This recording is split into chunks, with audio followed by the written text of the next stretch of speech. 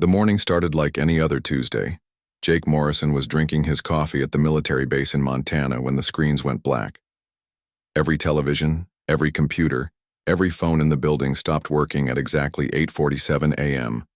Then, the message came. A voice spoke from every device at once. It was cold and strange, like metal scraping against ice. "People of Earth," it said, "we are the Zephyrians. You have 72 hours to surrender your planet. If you refuse, we will destroy you all." Jake set down his coffee cup and watched. Around him, other soldiers were running and shouting. Some were crying. Others were calling their families. But Jake just sat there, calm as a lake on a windless day. The voice continued. "Look to your skies, see what you face."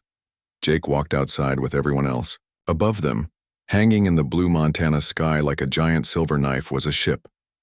It was bigger than anything humans had ever built. Its surface looked like crystal and metal mixed together. It made no sound, but Jake could feel something in his chest when he looked at it. Fear, maybe, or something deeper.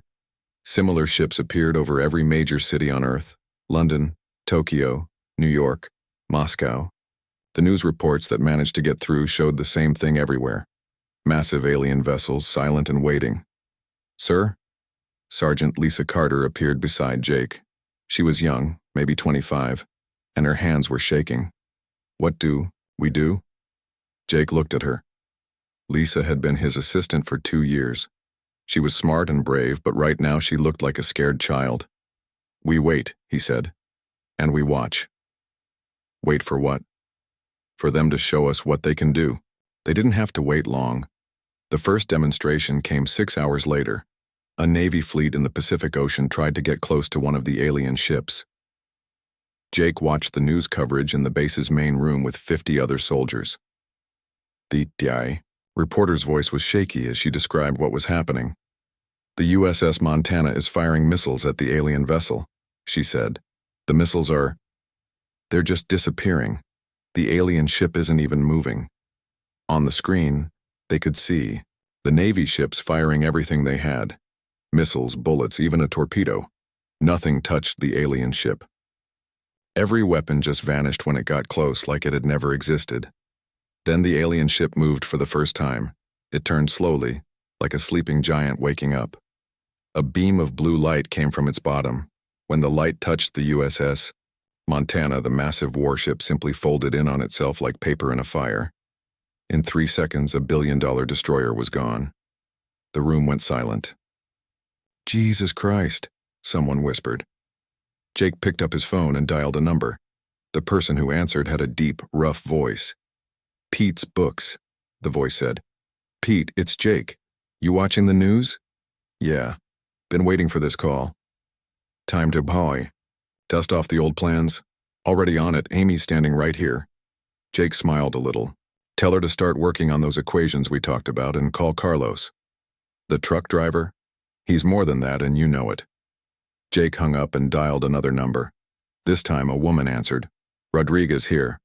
"Maria, it's Morrison. You still flying?" "Every day. Why?" "Might need you soon. Stay ready." "Always am." Lisa was staring at Jake like he had grown a second head. "Sir, who are those people?" "Old friends." On the television, the news was getting worse. The aliens had destroyed a German military base with the same blue light. Then they hit a Chinese submarine. Each time the message was clear. Human weapons were useless. World leaders were already talking about surrender. The president was supposed to speak in 2 hours. Jake knew what he would say. Everyone knew. But Jake wasn't thinking about surrender. He was thinking about the aliens' first mistake. They had shown their weapons too early. They had revealed how confident they were. Most importantly, they had given humans time to think. 72 hours was a long time for a species that had spent its entire history figuring out how to kill things that were bigger and stronger. Lisa sat down next to him. "Colonel Morrison, do you really think we have a chance?" Jake looked at the alien ship on the screen. It hung there like a sword over the world, beautiful and terrible. But he had seen beautiful and terrible things before. In Afghanistan, in Syria, in places whose names were still classified. The thing about beautiful and terrible weapons was that they usually had one weakness. The people using them got too confident.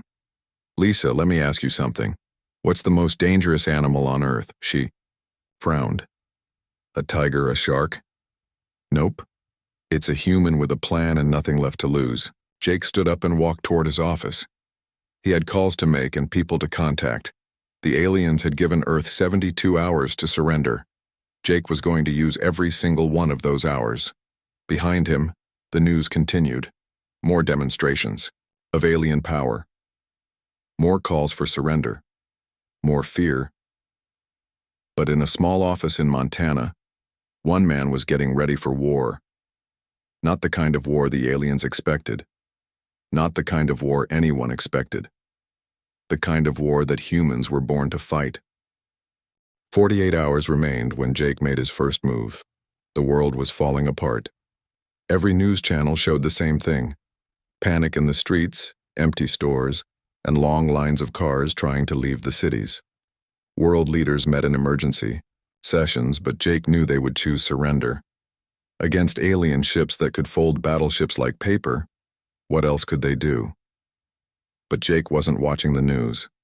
He was sitting in a small room with Amy Foster, a woman who looked like someone's grandmother but had once worked for NASA on projects so secret they didn't have names. "Show me," Jake said. Amy opened her laptop and pulled up a screen full of numbers and wave patterns. "Remember that radio signal we picked up in 2019? The one everyone said was just space noise?" "I remember. It wasn't noise. It was them. The Zephyrians were already talking to each other, probably planning this invasion for years." Amy pointed to the patterns on her screen. "Look at how they organize information. It's beautiful, actually. Everything flows in perfect mathematical order." Jake studied the patterns. They looked like crystal formations but made of numbers instead of minerals. Each piece connected to the next in a way that made perfect sense, if you knew how to read it. "It's too perfect," Jake said. "Exactly. Their whole communication system is based on logic and order. No chaos, no randomness, no mistakes, which means we can break it with the one thing they never learned to handle: controlled chaos." Lisa entered the room carrying a tray of coffee. She had been Jake's assistant for 2 years, but in the past day she had become something more important, the only person who knew what Jake was really planning. "The network is ready, sir," she said. "Pete has his people in position. Carlos is standing by with his team." Jake nodded. Pete Williams ran a small bookstore, but his real job was something the government preferred to keep quiet. During the Cold War, he had broken codes that saved millions of lives. Now he was 73 years old and officially retired, but his mind was still sharp as a razor. Carlos Martinez drove trucks for a living, but he had also spent 10 years in special forces doing things in dark places that never made the news. When Jake needed someone who could get things done without asking questions, Carlos was always the first call. "Amy, how long do we have before they notice what we're doing?" "Maybe an hour, maybe less. Their AI systems are incredibly fast." "Then, we better make it count." Jake looked at the plan one more time.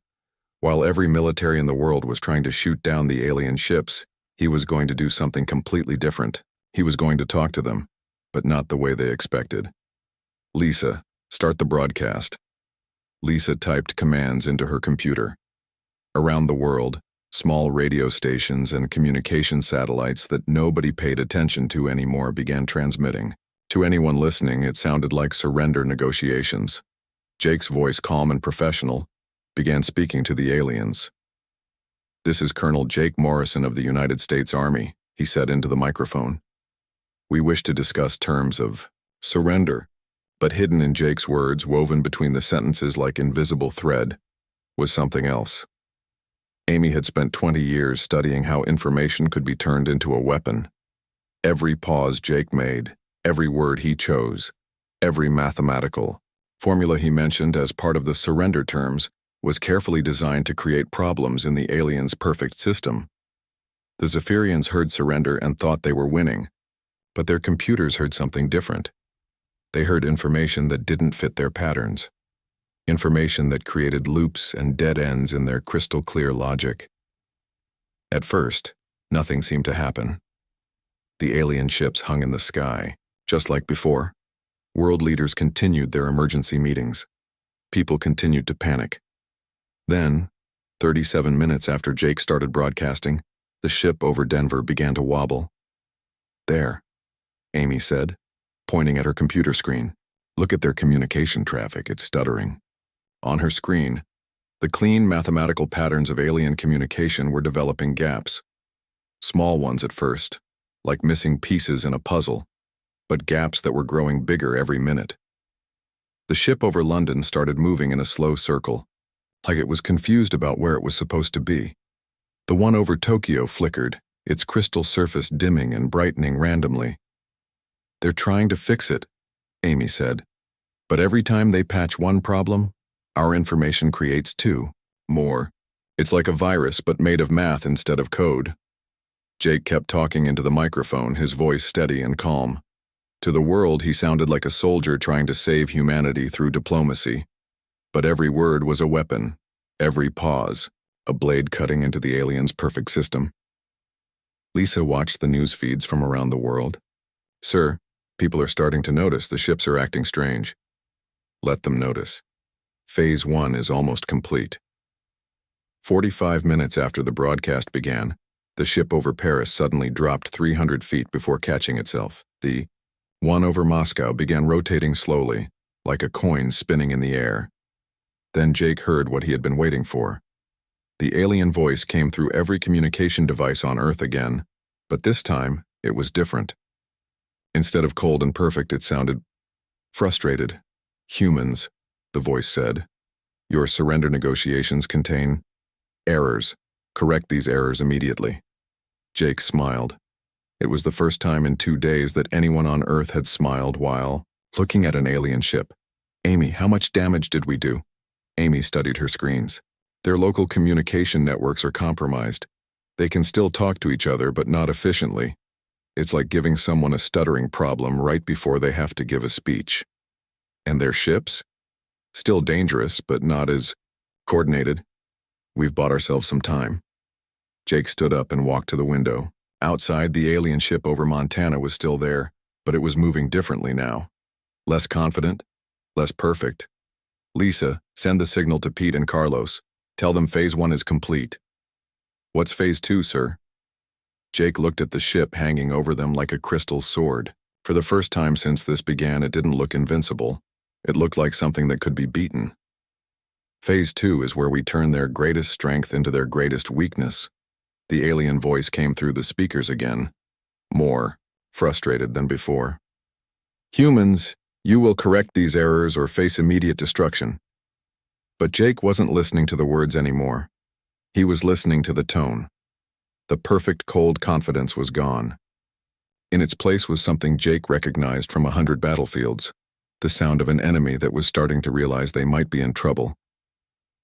Jake picked up his phone to make another call. 45 hours remained until the alien deadline. It was going to be enough. 24 hours remained when the aliens figured out what Jake had done. The Zephyrian ships stopped their confused movements. Their communication patterns cleared up. Within 6 hours, they had fixed every problem Jake's information virus had created. When their cold voice came through every speaker on Earth again, it sounded angry. "Humans, your deception has been detected and corrected. You have 18 hours to surrender or we will begin destroying your cities." But Jake had expected this. He was already working on his second move. He stood in an underground bunker 50 miles from the Montana base. With him were Amy Foster, Pete Williams, and Carlos Martinez. Also present was Captain Maria Rodriguez, a Navy pilot who had flown more combat missions than most people had eaten hot dinners. "They adapted faster than we hoped," Amy said, looking at her computer screens. "But we learned something important. Their systems can be confused, even if only temporarily." Pete nodded. He was an old man with white hair and thick glasses, but his eyes were sharp. "The question is, what's our next target? Their communication system is hardened now." Jake walked to a large screen showing technical drawings of the alien ships. We're not going after their communications this time. We're going after their shields. Carlos looked up from cleaning his rifle. Despite being officially a truck driver, he had brought enough weapons to supply a small army. How do we attack something that turns our own weapons against us? By giving it exactly what it wants. Amy pulled up new data on her computer. Jake asked me to study how their energy absorption works. Look at this. The screen showed wave patterns and energy readings. Their shields don't just absorb our weapons. They store the energy and redistribute it through their ship systems. Maria leaned forward. Like a battery? More like a power grid. Every ship has a crystalline network that spreads energy throughout the vessel.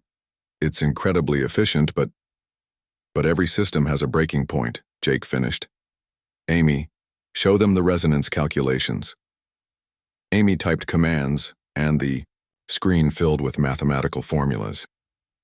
Every crystal has a natural frequency. Hit it with the right vibration and it shatters. The alien's energy network is basically one giant crystal system. Pete adjusted his glasses. So we need to find the frequency that breaks their crystals? Not exactly. We need to overload their system with specific types of energy in a precise pattern, like forcing too much electricity through a wire until it melts. Carlos stood up. I'm guessing this isn't something we can do with regular weapons. Jake smiled. No. But it's something we can do with weapons they've already absorbed. The plan was complex but brilliant. Over the past day, military forces around the world had been firing everything they had at the alien ships. Every missile, every bullet, every energy blast had been absorbed by the alien shields and stored in their crystalline networks. Jake's team had been secretly coordinating these attacks, making sure the aliens absorbed specific types of energy in carefully calculated amounts. The aliens thought they were easily defeating human weapons. They had no idea they were being loaded with the tools of their own destruction. Maria, your people are in position? 43 pilots, all volunteers, were ready. Pete, communication networks are standing by. When you give the word, every radio station, television broadcast, and internet connection in the world will carry our signal. Carlos? Demolition charges are placed. Not on their ships. We can't get close enough for that. But every power plant, radio tower, and satellite dish we need is rigged to overload at exactly the right moment. Jake checked his watch. 16 hours until the alien deadline. Amy, start the sequence. Amy began typing rapidly. Around the world, Jake's network of hidden allies began their work. Power plants increased their output to maximum levels. Radio stations prepared to broadcast on frequencies they had never used. Satellites adjusted their positions to focus energy beams at specific points in the sky. The aliens noticed something was happening, but not what.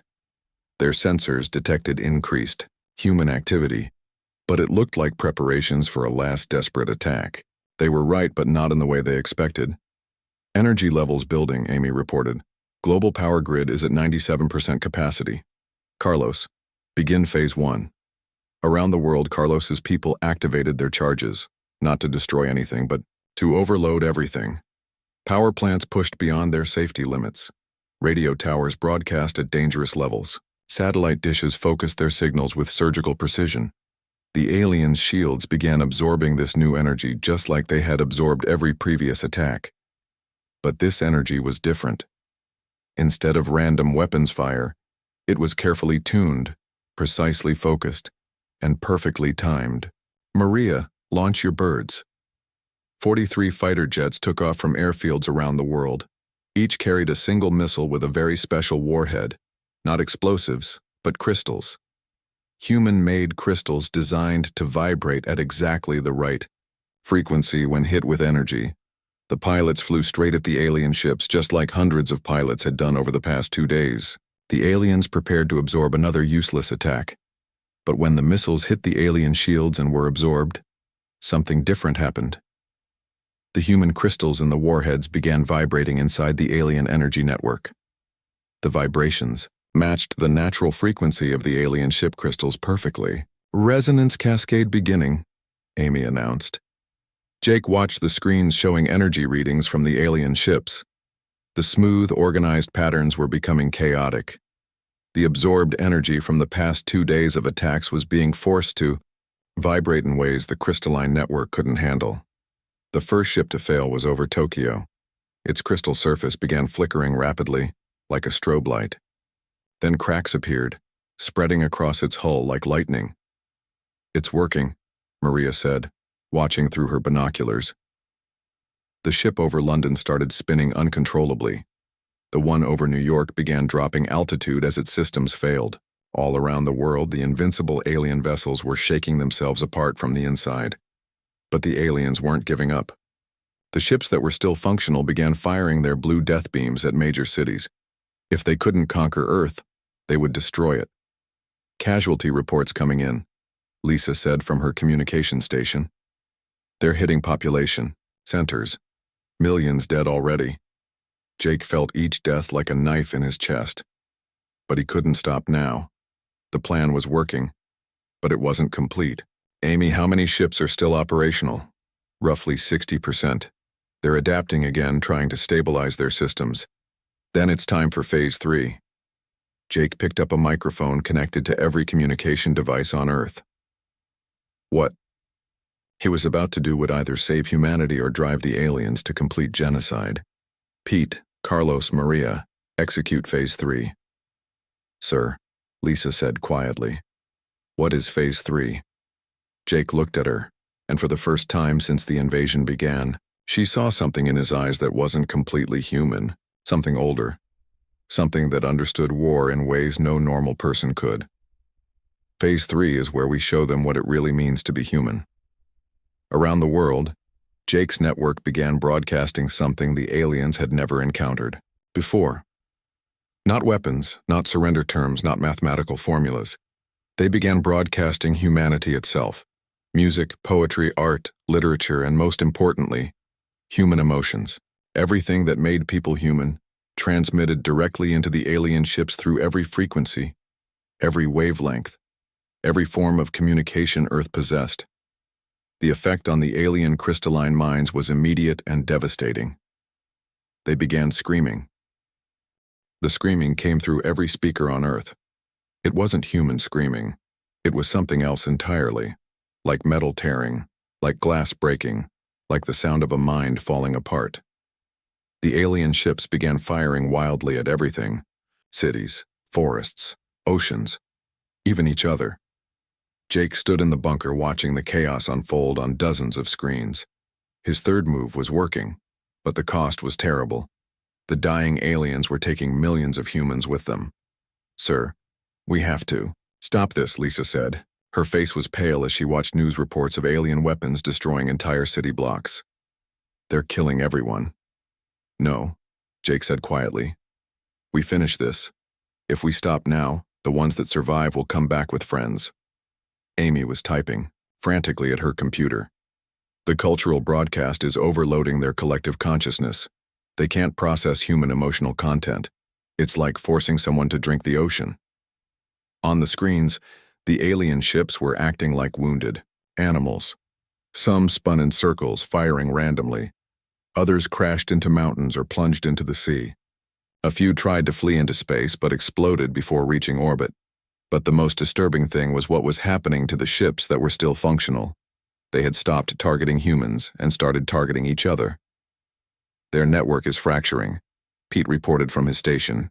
"The collective mind is breaking into fragments, and each fragment thinks the others are enemies." Maria's voice came through the radio from her fighter jet. "I'm watching 2 alien ships over California shooting at each other. They're completely ignoring our planes." Jake nodded grimly. This was exactly what he had hoped for, but seeing it happen was still shocking. The Zephyrians had evolved as a collective species. Every individual was connected to every other individual through their crystalline technology. They shared thoughts, emotions, and decisions instantly across their entire race. But human culture was chaos. Human emotions were contradictory, violent, beautiful, and impossible to organize. Love and hate existing in the same heart. Joy and sorrow happening at the same moment. Individual thoughts that made no sense to anyone else. When Jake forced this chaos into the alien collective mind, it shattered their ability to think together. Now they were experiencing individuality for the first time in their species' history, and they couldn't handle it. "How many ships are left?" Jake asked. 37 still functional," Amy reported. "But they're all fighting each other now. I don't think they even remember we exist." Carlos came up from the lower level of the bunker, covered in grease and carrying tools. "Backup power systems are online. If they try to knock out our broadcasts, we can keep transmitting for another 6 hours. Will 6 hours be enough?" "Should be. Look at this." Amy pointed to her screen showing brainwave patterns. "These are readings from the alien ships. Their collective consciousness is fragmenting faster every minute. In 6 hours, there won't be anything left to fragment." Jake watched the patterns, breaking apart like ice cracking on a frozen lake. Each ship was becoming isolated, cut off from the others. Without their shared mind, they were just individual aliens in flying machines, scared and confused and very far from home. "Sir?" Lisa said softly. "There's something else you need to see." She switched one of the main screens to a news broadcast from Europe. The reporter was standing in what had been London, but the city was mostly rubble now. Behind her, an alien ship was burning as it fell from the sky. But that wasn't what Lisa wanted Jake to see. In the ruins of the city, humans were helping other humans, pulling people from collapsed buildings, sharing food and water, treating the wounded. Even with alien ships crashing around them, people were being people. "It's happening everywhere," Lisa said, switching between news feeds. Tokyo, New York, Moscow. As soon as the aliens stopped their coordinated attacks, humans started working together. Jake felt something tight in his chest loosen. This was why the plan had to work. Not just to defeat the aliens, but to prove that humanity was worth saving. "Amy, how much longer?" 2 hours, maybe 3. Their network is almost completely collapsed. And after that? Amy was quiet for a moment. "The individual aliens that survive will probably go insane. They've never existed as individuals before. It would be like suddenly cutting off all your senses and emotions." Jake nodded. He had expected this. The third move wasn't just about winning, it was about making sure the Zephyrians could never threaten anyone again. But as he watched the alien ships destroying each other in the sky, he found himself feeling something unexpected. Pity. The Zephyrians were conquerors and killers, but they were also living beings whose minds were being torn apart. They had come to Earth expecting an easy victory over a primitive species. Instead, they had encountered something their perfect, logical minds couldn't understand: the beautiful, terrible chaos of human nature. "Colonel Morrison," Maria's voice came through the radio again. "I'm seeing something strange. One of the ships over Nevada has stopped moving. It's just floating there. Stopped attacking. Stopped everything. It's not firing, not moving, not even glowing. It's just hanging in the air like it's asleep." Amy checked her readings. "That ship's consciousness pattern is different. Instead of fragmenting, it's empty. I think that alien is the first one to go completely insane." Jake closed his eyes. In a few hours, dozens of alien beings would be floating in space, alone in their ships, their minds broken beyond repair. It was necessary, but that didn't make it easy to watch. "Sir," Pete said from his station, "we're getting communication. Attempts from some of the ships, not threats this time. It sounds like requests for help." "Help with what?" "I think some of them are asking us to stop the broadcast. They're begging us to stop." The room went quiet except for the sound of computers and the distant rumble of alien ships crashing to Earth. Jake looked around at his team. Amy, brilliant and dedicated. Pete, wise and experienced. Carlos, tough and reliable. Lisa, young and brave. Maria, skilled and fearless. All of them looking at him, waiting for orders. "Keep broadcasting," Jake said finally. "We finished this." Lisa looked like she wanted to argue, but she nodded. Outside, more alien ships fell from the sky as their pilots lost the ability to fly them. The invasion that had seemed unstoppable 2 days ago was collapsing into madness and chaos. But Jake wasn't celebrating yet. He still had one more move to make, the most dangerous move of all. Because in a few hours, when the alien threat was gone, the world would want answers. They would want to know how one soldier had done what all the armies of Earth couldn't do, and Jake would have to decide how much of the truth he was willing to tell them. The last alien ship fell from the sky at 3:47 a.m. Jake watched it crash into the Pacific Ocean from the screens in his bunker. The massive vessel hit the water like a falling star, sending waves hundreds of feet high racing toward the coast of California. But the waves were nothing compared to the silence that followed. For the first time in 3 days, Earth's skies were empty of alien ships. The invasion was over. Humanity had won. But Jake Morrison wasn't celebrating. He sat alone in the command room while his team slept in other parts of the bunker. Amy was exhausted from monitoring alien brain patterns as they disintegrated. Pete had collapsed at his station after 18 hours of coordinating global communications. Carlos and Maria were both unconscious from exhaustion. Only Lisa remained awake, sitting across from Jake and watching him with worried eyes. "Sir, when are we going back to the surface?" "Soon." "When are we telling people what really happened?" Jake was quiet for a long time. On the screens around them, news reports showed the aftermath of the invasion. Cities in ruins, millions dead, survivors pulling themselves from the wreckage. But also something else. Humans helping humans. Working. Together, refusing to give up. "Lisa, let me ask you something. What do you think people will say when they learn that one man defeated an alien invasion?" She frowned. "They'll want to know how you did it. And when they learn how, they'll want to know why you could do it when nobody else could." Jake nodded. "And then?" Lisa thought about this. "They'll want to know what makes you different." Exactly. Jake stood up and walked to a wall safe hidden behind a false panel. He opened it and pulled out a folder marked with symbols that weren't quite human. Lisa had never seen writing like it before. 40 years ago, I was a young soldier on a mission in Afghanistan that officially never happened, Jake said. We were investigating reports of strange lights in the mountains. What we found was a crashed spacecraft. Lisa's eyes widened. Not Zephyrian. Something else. Something older and much more peaceful. The beings inside were dying, but they lived long enough to warn us. They told us the Zephyrians were coming, and they told us how to fight them. Jake opened the folder and showed Lisa photographs that shouldn't have existed. Images of beings that looked like tall, thin humans with silver skin and large, dark eyes. They called themselves the Guardians. They said they had been watching Earth for thousands of years, waiting for humanity to be ready. Ready for what, I asked. Ready to defend ourselves against species like the Zephyrians. But why you? Why were you chosen? Jake was quiet for a moment. Because I was dying. He pulled up his shirt, showing Lisa a scar that ran from his chest to his back. Shrapnel from an IED.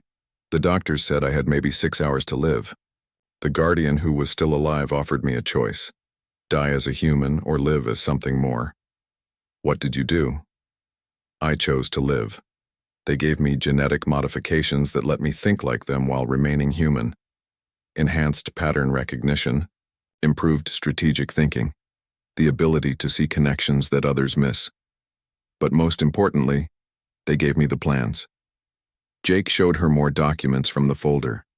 Plans for a network of enhanced humans, each with specific modifications for specific skills. Engineers like Amy who could understand alien technology, codebreakers like Pete who could find patterns in chaos, soldiers like Carlos and Maria who could coordinate complex operations. You mean all of them? All volunteers, all people who were dying or disabled or lost, who chose to become something more. We've been preparing for this invasion for 40 years, building our network, waiting for the day the Zephyrians arrived. Lisa stared at the documents. So you're not really human anymore? Jake smiled sadly. That's the thing, Lisa. The modifications didn't make me less human. They made me more human. The Guardians understood something the Zephyrians never did. Humanity's greatest strength isn't our technology or our weapons. It's our ability to be chaotic, unpredictable, and individual while still working together when it matters. Then why? Keep it secret? The world should know you saved everyone. Jake closed the folder and put it back in the safe. Because if the world knew the truth, They would want more people like me. They would want to create an army of enhanced humans, and then we wouldn't be human anymore. We would be something else, something controlled and organized and perfect. Like the Zephyrians. Exactly like the Zephyrians. Jake walked back to the screens showing the devastated but recovering world. In the ruins of cities, humans were already rebuilding. In hospitals, doctors were treating both human and alien wounded. In laboratories, scientists were studying crashed alien ships to learn from their technology. The secret wasn't my modifications, Lisa. The secret was staying human despite them. Outside the bunker, the sun was rising on a world without alien invaders. Jake's fourth and final move was about to begin. Sir, what happens now? Now we go back to our regular lives. Amy returns to her retirement. Pete goes back to his bookstore. Carlos starts driving trucks again. Maria keeps flying missions for the Navy. And you? I go back to being a soldier nobody notices. Jake began shutting down the command systems. In a few hours, this bunker would be empty. The evidence of what really happened would be buried in classified files that would never see daylight. The official story would be simpler. Humanity's chaotic, unorganized response to the invasion had confused the aliens' ordered minds. Multiple military actions had somehow combined to create a resonance cascade that destroyed their ships. It was luck, desperation, and the unpredictable nature of human warfare. All of it true, none of it complete. But people will figure it out eventually, Lisa said. Someone will ask the right questions. Maybe. But by then the crisis will be over. The world will be safe. And whether I'm human or something more won't matter anymore. Jake looked at Lisa, this young soldier who had become the only person who knew the whole truth. Will you keep the secret? Lisa was quiet for a long time. Outside, they could hear helicopters approaching to evacuate them back to the surface, back to a world that would celebrate its victory without ever knowing how close it had come to defeat. Yes, sir. I'll keep the secret. Why? She smiled. Because you're right. What makes you special isn't the alien modifications. It's the fact that you use them to stay human. Jake nodded and opened the bunker door. Sunlight streamed in, warm and bright and alive. Above them, the sky was clear blue, empty of alien ships. On the screens behind them, news reports showed something wonderful. Humans being human, chaotic, unpredictable, individual, and absolutely impossible to conquer. Jake Morrison walked up into the sunlight, ready to disappear back into obscurity. Behind him, the most important secret in human history was safe. The world was safe, and humanity would remain gloriously, chaotically, beautifully human, just the way it was meant to be.